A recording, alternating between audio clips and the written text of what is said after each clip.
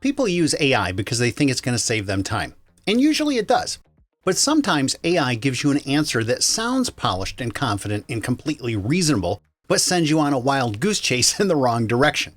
That's the part you have to watch out for. So in this video, I'm going to share with you 2 real-life examples where I got burned by trusting AI too much, and the simple 3-step process I now use to catch those mistakes before AI wastes more of my time. Back in the early days of AI, one of the big problems was obvious hallucinations. It would just make stuff up. And that still happens occasionally, but it's pretty rare. Most AI tools today are very accurate. The bigger problem now is when AI gives you an answer that sounds polished, sounds smart, sounds totally believable, but still sends you down a rabbit hole. And when that happens, time, energy, and money get wasted. Because when AI leads you off course, it's not AI that takes the hit, you do. Let me give you a real-life example. Over the past year, I used AI to help me create 4 different marketing campaigns. And like a lot of people, I gave AI a little too much credit. I figured, hey, this thing has access to all kinds of information. It can analyze patterns way faster than I can, and it probably sees things I don't. So in a weird way, it almost felt like I had this secret competitive advantage by using AI. So I just went with it. I followed AI's recommended strategy. I built the campaigns. I spent weeks putting the pieces together, and in some cases, I invested actual ad dollars, and then I launched those campaigns. Crickets. Nothing happened.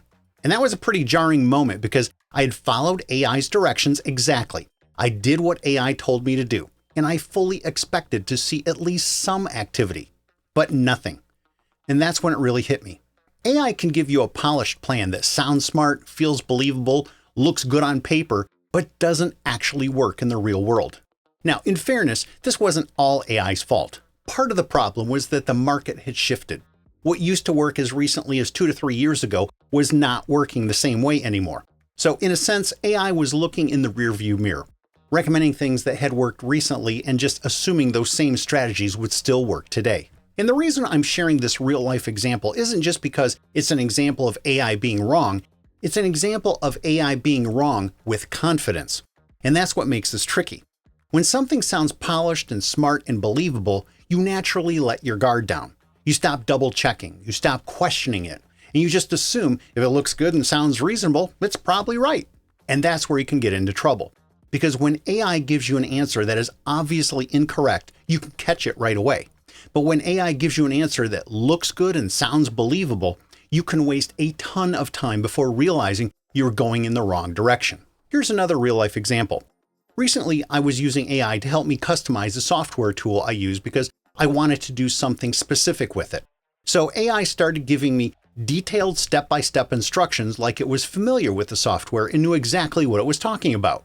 And once again, AI sounded credible. It sounded believable. So I just trusted AI and I followed its recommendations. I then spent hours working through AI's instructions, trying different things, clicking around, adjusting settings, and going back and forth with AI, only to discover that the thing AI was telling me to do was not actually possible. And the most frustrating thing is that this wasn't some quick little mistake that I caught in the first 2 minutes. I burned through 4 or 5 hours on this and wasted an entire afternoon. And in the end, even the AI basically admitted that what it had been recommending to me wasn't actually possible. So this is the kind of thing you need to be on guard for. AI did not give me an answer that was immediately and obviously wrong. Instead, AI gave me a detailed, confident recommendation for something that sounded completely plausible and doable. But unfortunately, that was not the case. So that's why you need to regularly pressure test AI's recommendations before you burn through hours going down the wrong path. Both of these real-life examples illustrate a bigger truth, and that is this. AI can be incredibly helpful. It can save you time, it can organize your thinking, and it can help you work faster. But here's the important part. AI has no skin in the game. If AI gives you a strategy that flops, AI doesn't lose sleep over it. If it sends you chasing a software fix that isn't possible, AI doesn't lose an entire afternoon. You do. Yes, AI can help you do the work, but it doesn't feel the consequences of that work. It doesn't have judgment, it doesn't have intuition, and it definitely doesn't have anything at risk. And make no mistake, AI is incredibly useful. I use it all the time. But when AI gets something wrong, it usually doesn't raise its hand and warn you. Most of the time, AI sounds completely confident, and that's exactly why you need to pressure test AI, especially when time, money, or resources are on the line. So here are 3 steps you can take to catch those moments when AI sounds confident, but it might be quietly leading you down the wrong path. Step number 1 is the phantom check. Use the phantom check anytime AI gives you technical recommendations or software advice or tells you how to do something inside a specific platform. What you do is you ask AI to show you the official documentation URL or the source where it's getting its information. In plain English, you're basically saying, okay, prove it. Show me where you're getting this from. Because if AI cannot point to a real source, that's a caution flag. It might be describing a phantom feature, a made-up workflow, or something that sounds real but doesn't actually exist. Step number 2 is the skeptical auditor. Use this when AI gives you a marketing idea or a business recommendation or some kind of strategy. So you simply ask AI to play devil's advocate and identify the 3 biggest risks or problems with the strategy it just gave you. What could go wrong? Because AI is often very good at giving you the best case version of an idea. What it often does not do is stress test that idea unless you specifically ask it to.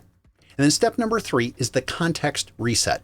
Use the context reset when you've been in a long conversation with AI and you want to make sure the chat hasn't drifted off course. So you say something like, this chat thread is getting pretty long. Let's pump the brakes for a second. Please give me a quick summary of what we've been discussing so I can make sure we're still in sync. Because sometimes you start off trying to solve one problem and then 20 minutes later, the conversation has quietly drifted into something else. The point here is not that AI routinely gives you bad information. In my experience, and I use AI nearly every single day, AI gives you good information and useful recommendations the vast majority of the time. But that does not mean AI is right 100% of the time. And that's really the key point. Because when AI gets it wrong, it can cost you time, money, and energy you can't get back. So yes, use AI, offload some of your work to it. Let it help you think better and move faster. Just don't hand the keys to AI and assume it's always going to know where it's going.